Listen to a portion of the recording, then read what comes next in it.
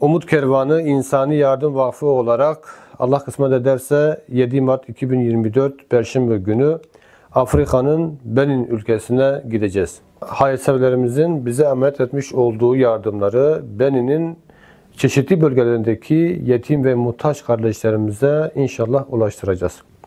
Ulaştıracağımız yardımlar şu şekilde olacak: cami, su kuyusu, gıda paketi, iftar, süt keçisi, kurban, nakdi yardım ve Kur'an-ı Kerim olmak üzere emanet almış olduğumuz bu projelerimizi inşallah gerçekleştireceğiz. Hayırseverlerimizin bize vermiş olduğu emanetleri bizzat giderek ellerimizle inşallah bu yardım çalışmalarını yapacağız. Tabii ki daha fazla insana ulaşmak için de hayırseverlerimizden tekrardan destek bekliyoruz. Ne kadar çok destek olursa o kadar fazla insana yardım etmiş oluyoruz. Katkı bulunan bütün hayırseverlerimizden Allah razı olsun. Allah hayrınızı kabul etsin inşallah.